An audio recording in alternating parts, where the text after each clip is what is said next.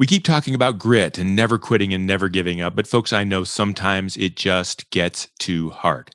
Life throws too much at you. The trials, the tragedy, it's just too much. And the swinging of your feet and putting them on the floor to go out and do it again is just not something you can do. It happens to all of us. It's happened to our guest.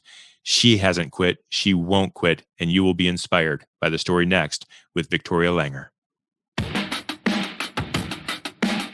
This is A Dash of Grit. Recipes for success from courageous leaders who overcome challenges and build great things. Now, podcasting from Spire to leaders in local communities like yours, here is Brian Leflock. And so let's get cooking. I am really excited to share a story of persistence with you folks. We talk about Dash of Grit.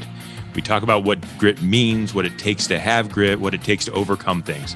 But when the challenges come at you again and again and again, and they're not simple, they're life-altering and life-changing and almost gut-wrenching. Sometimes it takes more than grit or a lot of grit. And I am excited for you to meet a long friend of mine, Victoria Langer. She is the president and CEO, founder of Global Medical Foam. It's a leading healthcare and pressure management service company, product company, for over 26 years. And Victoria, welcome. First of all, welcome to A Dash of Grit. I'm thrilled to have you on the show today. Thank you, Brian. Thank you.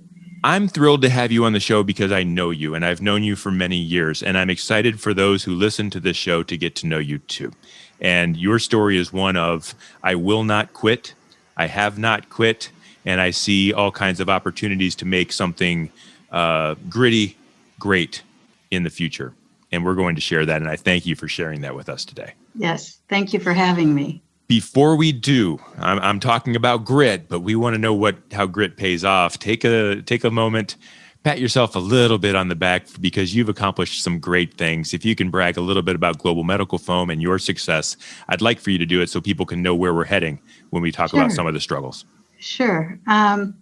Well, a lot of it is not just about me. That's my first thing. I have great employees. I've been blessed by that. The company actually, Brian, got started, as you know. My husband had a rare form of terminal thyroid cancer and metastasized to a spinal cord. And I had just started nursing school and had just learned a little bit what we used to call pressure ulcers, which now is pressure injuries. And I knew what it would take to, at that point in time, to keep him from getting any pressure ulcers. So I developed a product for him, and it worked. So the nurses and doctors came at me and said, "Can you make more of these?" Well, I had 2 teenage sons at the time, and that was a little difficult. So I kind of shelved that product I made for Larry. And a year later, my mom had a planned AAA that she ended up a paraplegic and in the hospital for 7 months straight. So I brought that same product back out for her just less than a year later, really, and it worked again. So everybody was like, nurses and doctors, can you make more of these? So I kind of dropped out of nursing school, started developing products, really educated myself on foam and what foam pressure management can do to offload, the body. And we know that you and I walk around with 32 millimeters of mercury going through our veins and pulsating. And, if we get below that, we can actually compromise someone. So we have to pressure test and do pressure management on all of our products. And so that's kind of actually how we got started. And it just grew and grew and grew. And you've been in business now for 26 years? 26 years. 26 years. Fantastic. It gives me goosebumps to think about it myself right now because you just work and you work and you work, and it's such a passion that you don't realize where'd all those years go. And I wished I was younger and would start all over again with so many ideas and things I have.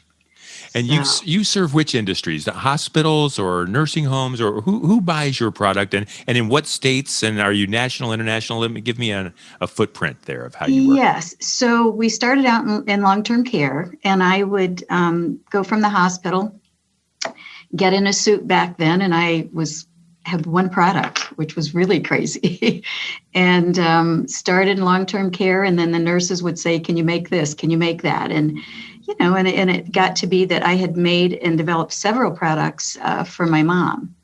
And after my initial product. So I got a couple of those products patented, which was a whole nother ball game and probably a whole nother series of things.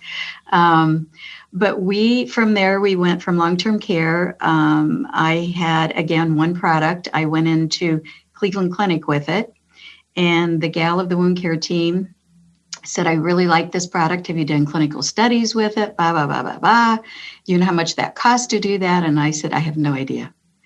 And that was an eye-opener for me. So she said to me, Dr. Rieger is our head guy here at Cleveland Clinic, and I would love for him to talk to you, but he's a very busy man. She said, but wait right there. I'm gonna see if he'll give you a few minutes. And she turned around, she said on hold, if he does, it'll be 10 minutes. So we met across the whole main campus, which was a 15-minute walk. And he and I spent 2.5 hours that very first day together. And he just passed away a year ago, and I lost a dear friend in him.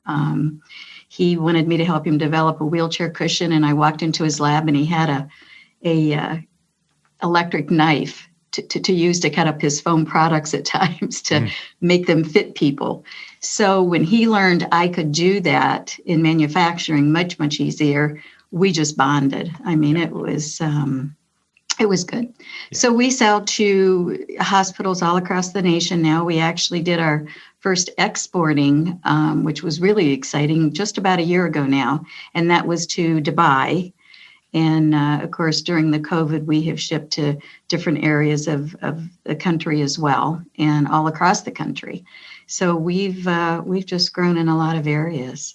And one of your products, and we'll get to the story about that, but one of your most recent products is, I don't know if it's the right word, mandated or a necessary treatment in the COVID, post-COVID world, correct? Yes, that is correct. Yeah. That is correct. So we're going to get into all those stories, and we're going to talk about what it took to get there. And so, Victoria, can you go back to a point, and you kind of touched on a few of these, but tell us about some of those hurdles that come to mind. You had an idea, you had a passion to serve first your husband and then people. Talk to me about some of the hardships that got in the way and tried to derail you a little bit. When you lose particularly your mom and your dad, and at that point I had lost both. I lost my husband. And years later, almost probably 15 years after I lost my husband, I had been introduced to someone and was, on the thing of love again, and just everything seemed okay in my world, and business always kept me busy through all those things. And my second Larry in my life, and my second blessing, went to the end of our driveway and passed away of a massive heart attack. So that probably, up to that point, my business kept me so focused, and I was needed, I was needed. And what stage of the business were you in at the time of your at the time of your fiance's passing? Probably 1920 years. So he passed away about 6 years ago. Yeah. And Brian, that was the first time with all of, the hurdles and the hard things that all of us go through in life, that I literally just checked out. For 3 months, I checked out. Even my dog went into a depression. I mean, it was, the vets, said, when you start coming out of this, the dog will. And how I was, it was such a trying time, but how I was really blessed with what was happening in my business world was that I had people in place that I had trained, that had, we'd learned together. We were so young. We learned so many things together through business, and they have just grown with me. And, Amy, my office manager in particular, she was with me through many, many things. And she said, you know what, you've never really stopped with business, through your dad's death, through your mom's death, through things. And she said, you need to take this time and take as long as you want. And I literally sat in a white bathrobe for many, many weeks on end that I just didn't think I could go on. And they carried on. My people here carried on. And to me, that was really one of the most fulfilling things, to know that, they loved me, they loved our customers, they loved our patients, they loved all of that about the compassion that they had. And what kind of got me out of it was I was very attached to one of the veterans at the VA in Sandusky, and he had become very ill. And Amy had come to me, and she talked to me all the time. And she's like, he's very sick. They don't know if he's going to make it. And that is exactly what brought me out of that depression, was to go back and see him. So tell me about that, because you trusted Amy and your team, and I know Amy very well, and the trust is well placed. And so that allowed you the opportunity to grieve or to check out. It did. But was there also a sense of, and apologize if I'm digging too deep, or tell me, when to stop, but a sense of, I just don't care? You mentioned check out. Was it that you just don't care? Or was it that it's in good hands and I know I'll get back when I'm ready? Because when the veteran needed you, you were there. Yes, I knew it was totally in good hands, and it was a matter of my heart. And I just knew it was all taken care of. And I knew that they had the same compassion and needing to fill products for the folks that, I had always cared for out in the field, because they're in the office, I'm in the field. And not only do you get attached to nurses, and, I think over the years of at that point 20, I had probably been in 4 or 5 nurses' weddings with them, because I'm a people person, and I think that's what makes many companies successful, because you have to have that. You absolutely have to have that. Yeah. And do you think that? Well, I know. I want to hear from your point of view that passion that you have, the passion that you had to start the company in the first place and to create that first product to take care of your husband. Yes. And then I know that you've talked with nurses who have said, "Can you make something like this? Can you make something like that?" And you don't do it, I don't think, for profit. I think you do it from a place of love for these people that you're serving. Can you talk about that a little bit? Because I think there's a point where when you can get so low and you can have so many hurdles in front of you that it's just not worth it. But I think for you, it never can get to that, because you care so much about the other side. And, whether I say this or not, but it's always been a God thing for me too. I always turned it over to God, and people will say, "Oh my gosh, did you worry about payroll? Did you worry about this?" Well, as a business owner, those things are in your mind, but I never went to bed and it wasn't that I could not sleep because of it. Yeah.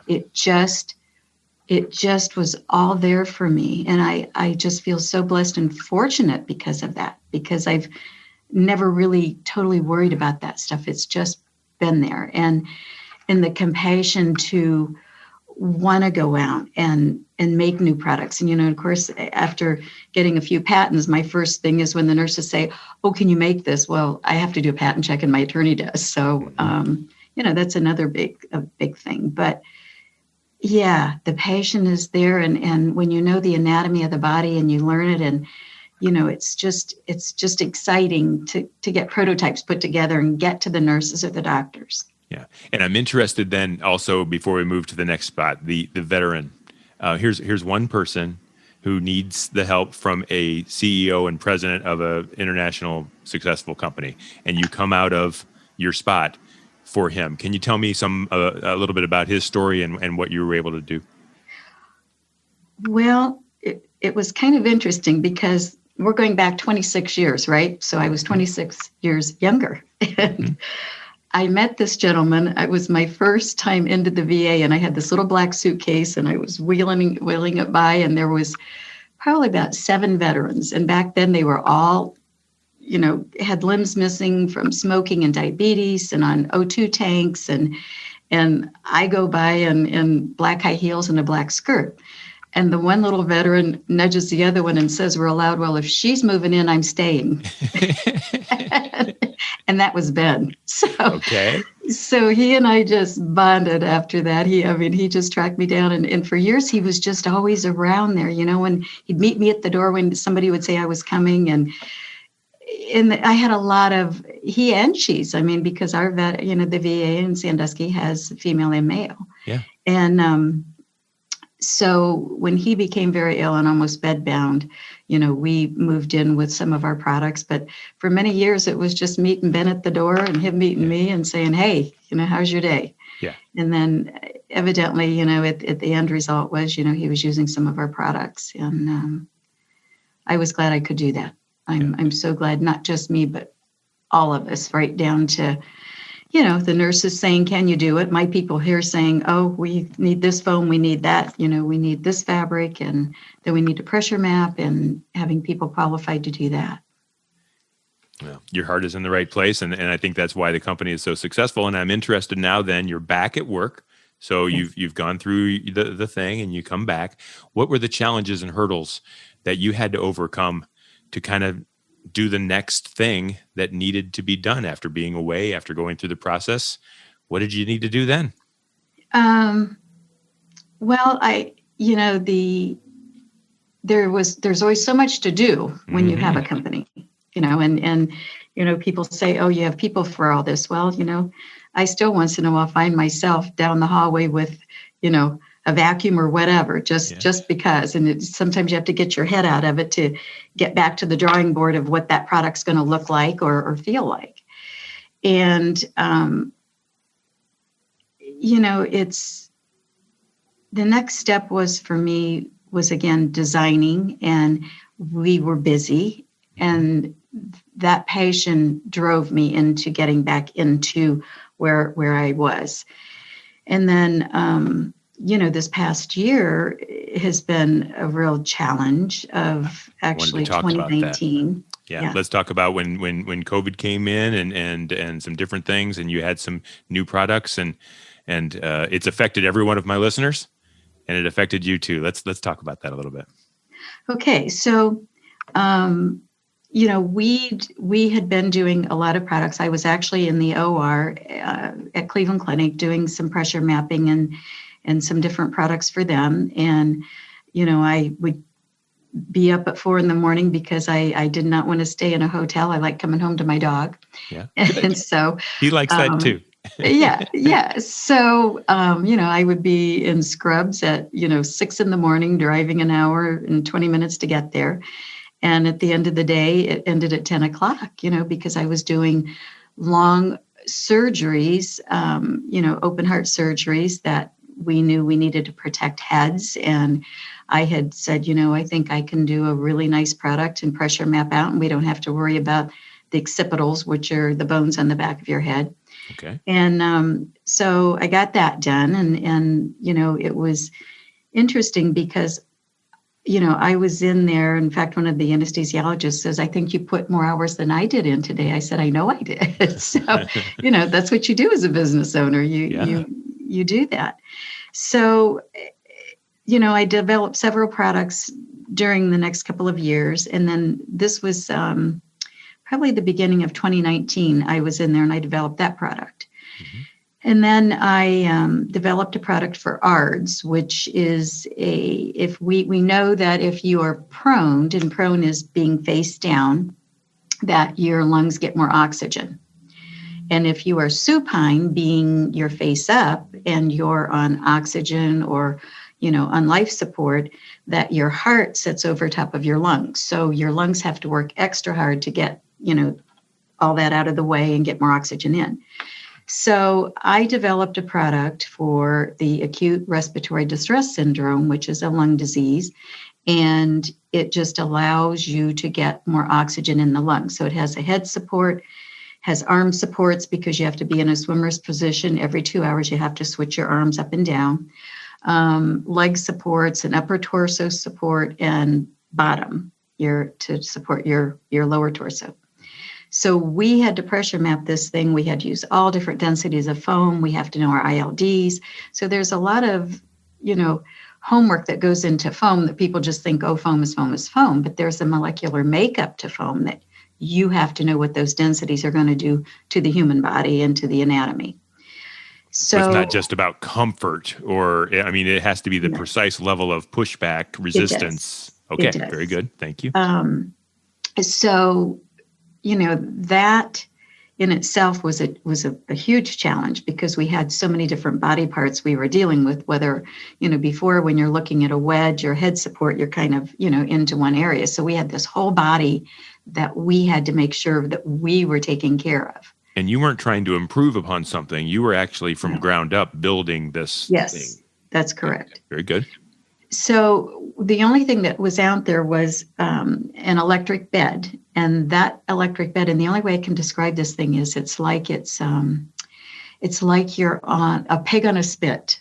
So they put you in this bed. Oh, I You're don't like strapped that. down. Yeah. It's not even attractive. You're strapped down, and Goodness. you're kind of rotated. Literally, every couple of hours, you're just rotated, and then you're taken off of it, and then 6 hours, 4 hours later, you put back on it, and you're on it again for another 24 hours. So, it had the potential to cause breakdown, to cause skin issues and pressure injuries. Okay. So I decided that I needed to do something about that. So when I got called in to make a product for ARDS, it just went from one of my nurses saying to me, you need to take this product to NTI, which is a National Teaching Institute, and they had it in Florida that year, for prone positioning, because we don't have anything out there. Right now, all we have is things that cause pressure injuries. So it was very costly. It was a small company. Even 2 years ago, it was, that whole trip was probably $25,000 with your booth. It was big time. Yeah. It was big time. Yeah. And so we loaded everything up, shipped it to Florida, and was there for a week. And interesting enough, that was in June. And September of that year is when COVID hit. Yeah.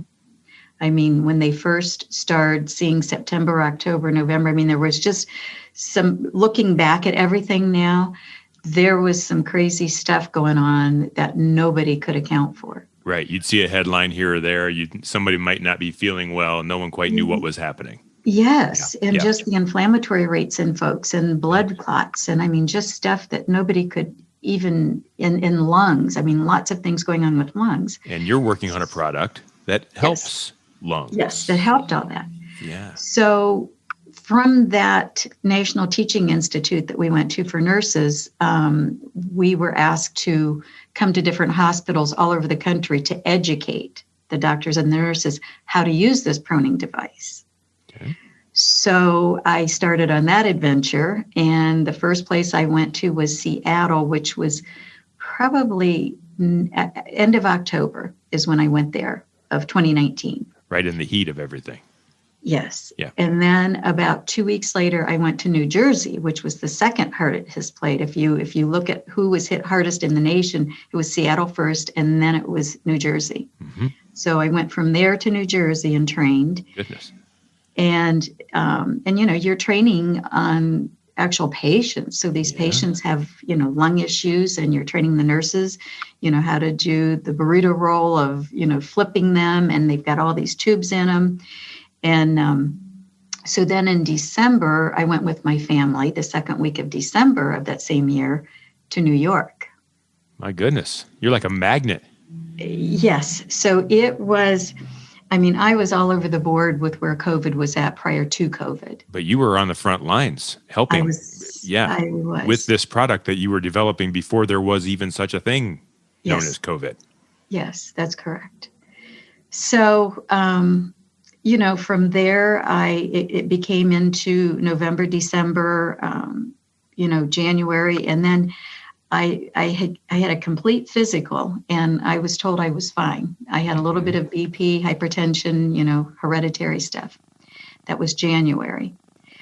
Mid-February, I got a fever of 103 and was very, very sick. Just couldn't get warm. It was something I'd never experienced. And, everybody has flu over the years, and you deal with it. So, and then I got a lot of brain fog, just crazy brain fog. And I went to my granddaughter's basketball game and fell headfirst down 3 flights of bleachers. And then I was at the gas station and went to turn around, and I fell through the gas pump and pulled a guy's hose out on the other side of the pump. Oh, my Lord. Okay. And, my thinking is, do I have dementia? Because the fever had gone, but and I thought, I can't tell my staff. I can't tell anybody this yet. Oh. So it was a very scary time. That was scary. If you can't tell anyone and you're afraid of what's going on and you're kind of the only one that sees it. It was a tough time. And I kept questioning myself. I knew I was very sick, a different kind of sick, but I'd had a complete physical in January, perfectly healthy for my age. And so March 3rd, I was working in a large hospital and just didn't feel well. And the nurse found me kind of sliding down the wall, a lot of heart palpitations, couldn't breathe, brain fog. And I was in the midst of developing a product. And she said, we need to get you somewhere. And I said, well, I just probably I need some hydrate. I need to get water. So she helped me down to the cafeteria and she said, I'm going to come back and check on you. So I called her and shared with her. I thought I was just going to drive home. She didn't think that was a good idea, but I did.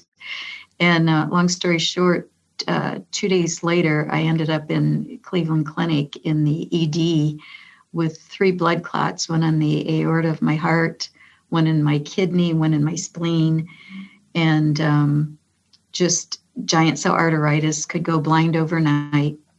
Just lots of crazy, crazy stuff. And, the giant cell arteritis is huge. It is huge. You can go blind overnight. So I have to be very careful. But really, nobody could tell me exactly what happened to me. And, I had many, many COVID tests, all negative. Wow. And interesting enough, they used 2 of my own products on me. So they did. So you knew you were in good hands. I was. Yeah. So so here you are again, kind of, for lack of better words, checked out, if you will. What were you thinking about the business? Because at this time you have this product that can serve and will serve and is serving COVID patients and the therapy of those things. Were you wishing you were on the front line still pushing it forward, or were you comfortable letting everyone take charge and move things forward? Well, the day that I got sick at the hospital, I talked to one of my girlfriends, and she does a lot of clinical research on inflammatory type drugs. Mm-hmm. And I talked to her and she goes, you got some vascular stuff going on. We need to get you into a doctor. So I got into a very top leading doctor. I don't know if I'm allowed to say her name, but she was wonderful, wonderful. And when I was headed to that appointment, my youngest son Christian took me. And when he come to get me, I had just gotten out of the shower and was dressed. And I'm kind of a earring necklace kind of girl and bracelet. And I almost thought I was dying that day. I felt that bad. And I had no jewelry on. I didn't take my purse, only my insurance cards. And we stopped at the office to drop my dog off, Skittles. Amy came to the car. I couldn't even talk to her, but I just knew everything was going to be okay. I had trained them well enough. I knew they had the drive. I knew they had the passion. It was a good feeling that I just didn't have to worry about it. And I was in ICU for about 3 weeks. And about the second week in, the doctors would, just IV lines going everywhere on me and things. And the doctors would walk in, and it was right before they would not allow anybody in the hospital. Amy brought my computer to me the day right before all that went down. So the doctors would walk in and, I'm thinking, okay, I need my earrings. I feel better today. And I need my laptop and, I need my makeup. And they were all laughing and they're like, you're not going home, maybe Saturday. Well, it went from one Saturday to another Saturday to another Saturday.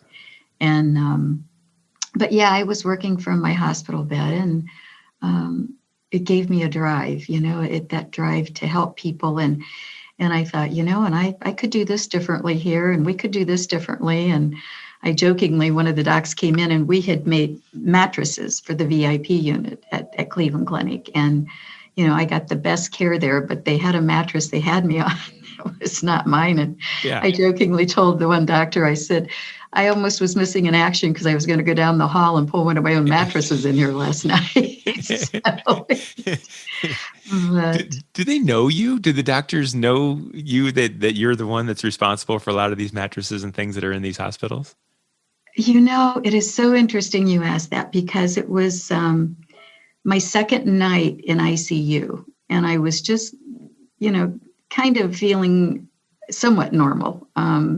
Had a lot of things going on with me, and one of the top leading doctors came in and for vascular, and he said, "You're a very lucky lady," and I said, "I'm very blessed. I know that." And he said, "I hear you make products for us." And I started laughing and I said, "Yeah," I said, they brought me in one of my own head supports because they'd done surgery on my head.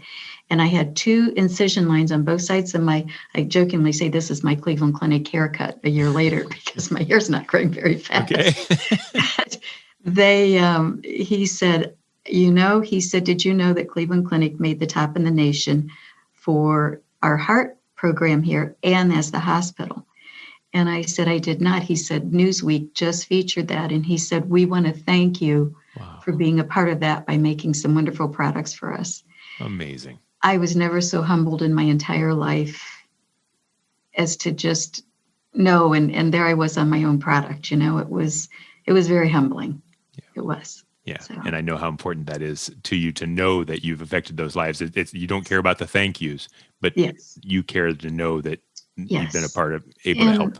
You would not know that, I knew the doctors that I developed products for and with for their patients. And there's so many areas of so many hospitals, across the country that I've been in and made products for.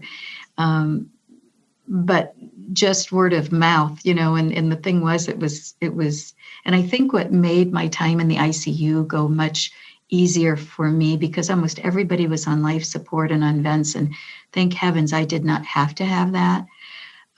But the nurses, that story of my company and how we got started and all of that went from one nurse, and I had done education in all of those areas of ICU. Mm-hmm. But there were new nurses and, they would get around the foot of my bed, they'd slide my drape back and say, "Tell us how you did all this," wow. And there's just not, I love sharing. I love to educate and I love sharing. And, we are now women owned. We're women owned small business. We are women owned certified national council. Mm-hmm. And I'd like to take a minute just to talk a little bit about that because please do. Those are hurdles all in themselves, being a woman-owned business. So yes, please let us know that.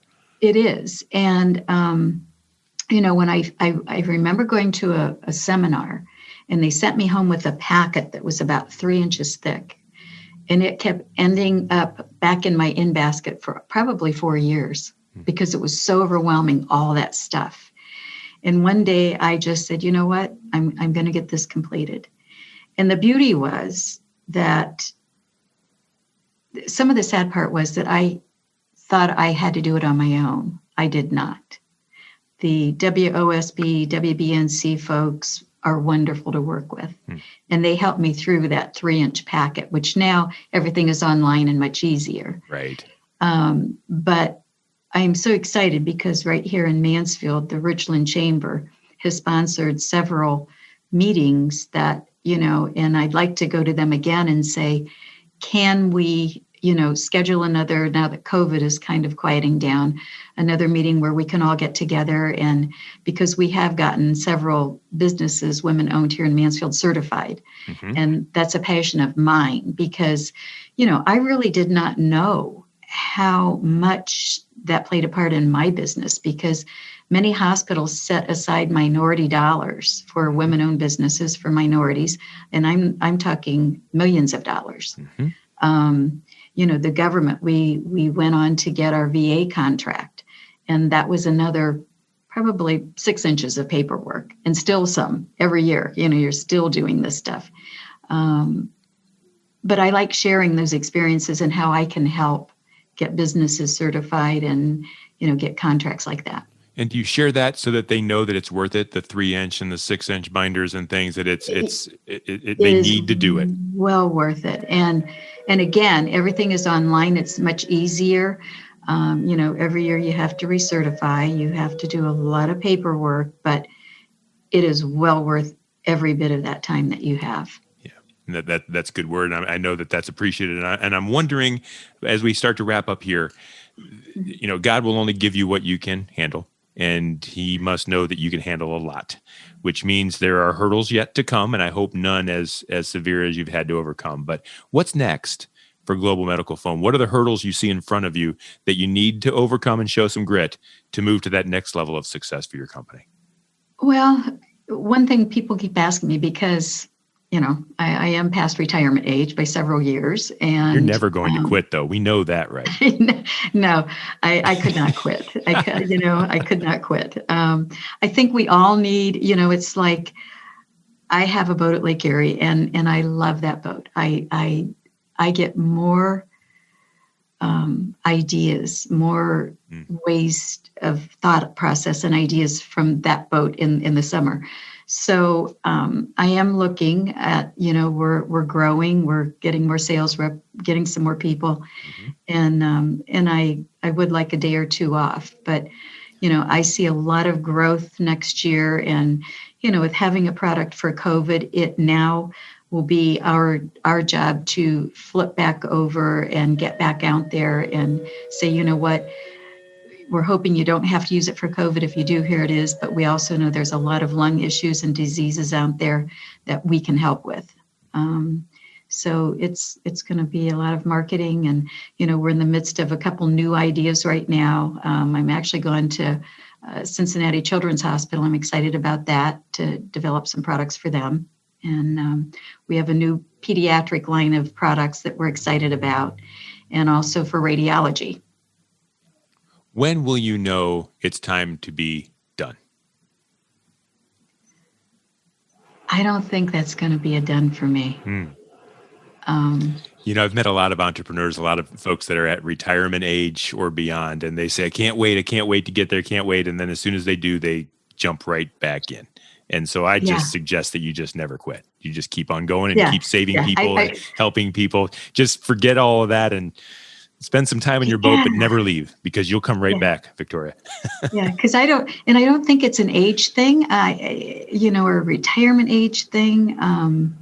And I talk to people, I've been fortunate to talk a lot of business people in Mansfield, Ohio, that has given me some wonderful direction. And if I can say anything, it's listening to those people that have had those experiences and challenges. But no, I when it's in your blood and it's there and you enjoy it, that's what life's all about. What are you going to do after that? Absolutely. Good for you. And I hope that if there are some folks out there listening that are inspired by you or intrigued by you or want to learn from you, how would they reach out or get in touch with you or your company? Well, we're on the web, globalmedfoam.com. And, we're actually, hardly any more phone books, but 419-565-2967 is my cell direct. All my nurses, all my doctors have it. If you have any questions, you can call our office as well, 419-884-9354. I'm so used to giving my cell out, Yeah. No, I understand that. Thank you so much for sharing your story. I want to get to the final thoughts here in just a second. First of all, a quick word about Spire Marketing.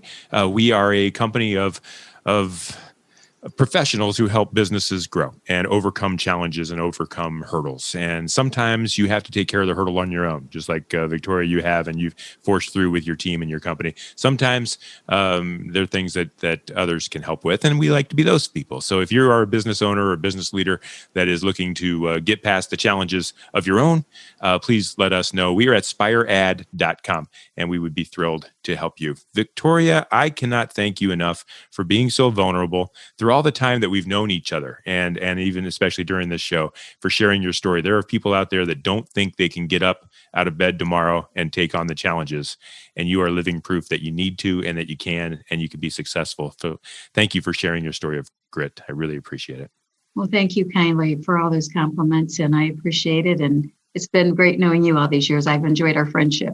Thank you. Me too. Victoria Langer, from the president and CEO of Global Medical Foam, our guest today on A Dash of Grit. We do this once a week, folks. Tune in again next time, or go back and take a look and listen at some older episodes. But until we meet again, stay gritty and win the day. This is A Dash of Grit. Recipes for success from courageous leaders who overcome challenges and build great things.